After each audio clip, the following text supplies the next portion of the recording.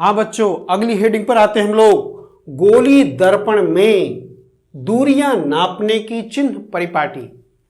देखिए, यह एक्सिस हम लोगों ने बना लिया, कोऑर्डिनेट ज्योमेट्री में हम लोग पढ़े हैं। यह एक्स एक्सिस होता है, ये वाई एक्सिस होता है। ये अवतल दर्पण के लिए इसमें बात करेंगे, अवतल दर्पण के लिए, और इधर समझने की कोशिश करेंगे उत्तल दर्पण के लिए। यह जहां दोनों रेखाएं काटती हैं, ये मूल बिंदु होता है, वो होता है। यह पॉजिटिव प्लस एक्स अक्ष minus x axis plus y axis minus y axis, ये हम लोग कोऑर्डिनेट ज्योमेट्री में पढ़े हुए हैं। नहीं पढ़े होंगे तो पढ़ लेंगे, समझ लेंगे, याद रखेंगे। अवतल दर्पण, जिस दर्पण को लेकर के बात करना है उस दर्पण को आप वाई एक्सिस पर रख दीजिए और इस तरीके से रखिए कि उसका जो पोल है, जो ध्रुव है, मूल बिंदु बन जाए और उसका प्रिंसिपल एक्सिस, मुख्य अक्ष जो है, यक्स अक्ष पर कोइंसिडेंट हो जाए, यक्स अक्ष बन जाए। तो इस तरीके से मैंने यह देखिए अवतल दर्पण बना दिया, यह अवतल दर्पण बन गया। इसी तरीके से उत्तल दर्पण, ये उत्तल दर्पण के लिए इधर चित्र बना रहे हैं। उत्तल दर्पण के लिए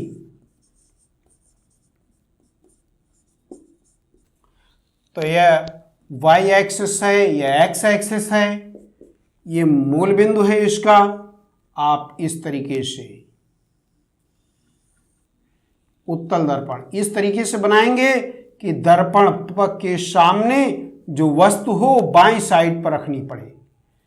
ये मिरर है एम एम डैश, ये मिरर है एम एम डैश। दर्पण के सामने वस्तु को हमेशा बाएं साइड में रखने की परिपाटी है। केवल यह हम लोगों की कल्पना है, पढ़ने पढ़ाने का तरीका है कि वस्तु को बाएं साइड में ही रखा जाता है। यह वस्तु हो गया, ऑब्जेक्ट, ऑब्जेक्ट यहां रख दिया। इसका वक्रता केंद्र है, इसका मुख्य फोकस है। यहां वस्तु इधर रखेंगे, ओ डैश वस्तु। इसका वक्रता केंद्र दर्पण के दूसरे साइड में होता है, आभासी होता है, फोकस बिंदु आभासी होता है। इस टाइप से बात करेंगे। प्रकाश की किरण, प्रकाश इधर चलेगा, प्रकाश के चलने की दिशा, प्रकाश संचरण की दिशा।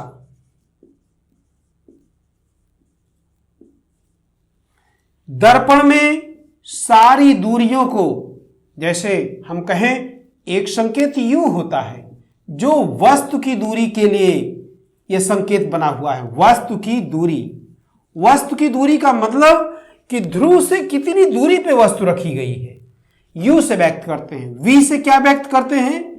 प्रतिबिंब की दूरी, प्रतिबिंब की दूरी को किस लेटर से? वी से। एफ से क्या व्यक्त करते हैं? फोकस दूरी, फोकस दूरी को एफ से इंडिकेट करते हैं। ओ वस्तु की लंबाई, साइज, साइज ऑफ ऑब्जेक्ट, कितना ऊंचा है, कितना लंबा है। आई से व्यक्त करते हैं प्रतिबिंब की लंबाई। ये संकेत देने वाले अक्षर हैं, संकेताक्षर, नोटेशन बोले जाएंगे। याद रखेंगे इन संकेताक्षरों को। यू वस्तु की दूरी, प्रतिबिंब की दूरी, फोकस दूरी, वस्तु की लंबाई, प्रतिबिंब की लंबाई। प्रकाश जिस दिशा में चलेगा उस दिशा में, पोल से अगर उसी दिशा में डिस्टेंस को नापना है तो वह डिस्टेंस धनात्मक, और प्रकाश इधर चले और डिस्टेंस उल्टा नापे, प्रकाश के चलने की उल्टी दिशा में नापा जाए तो वह डिस्टेंस ऋणात्मक चुना जाता है। यह चिन्ह परिपाटी का संज्ञान नॉलेज होनी चाहिए हमको। तो पोल से हम लोग अगर कहें अवतल दर्पण के लिए तो फोकस दूरी एफ, पोल से इस साइड नापेंगे, प्रकाश उधर जा रहा है तो फोकस दूरी माइनस होती है किसके लिए?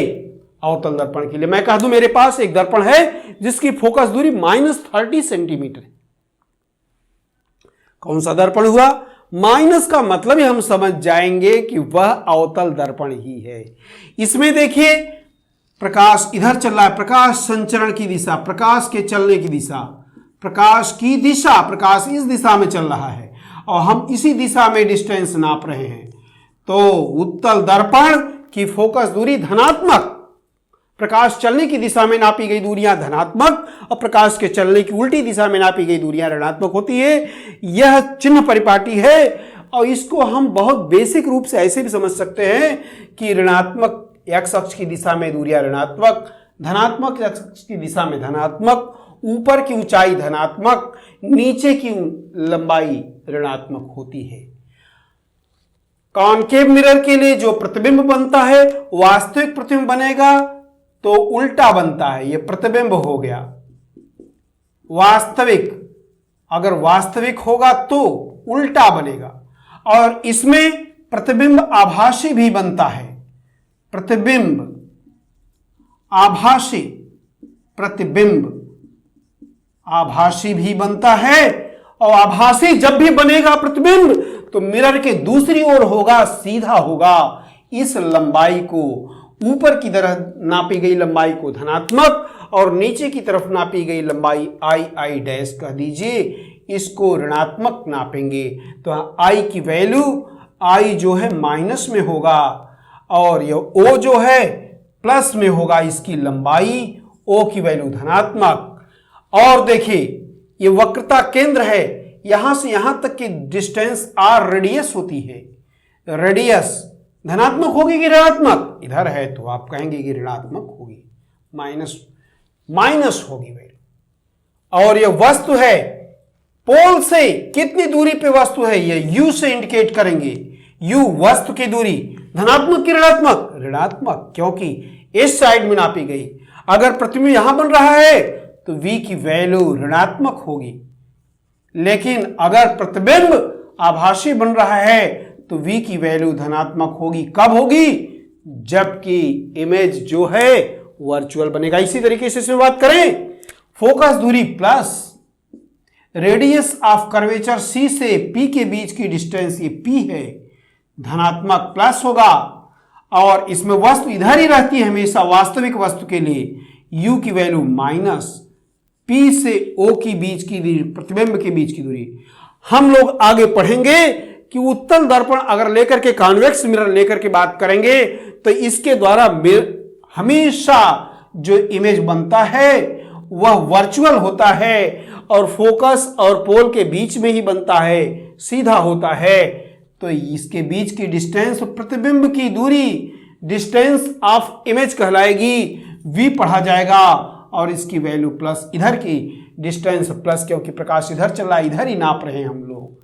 तो यहां पर O का मान प्लस, I का मान प्लस, इसमें नीचे नहीं बन रहा है।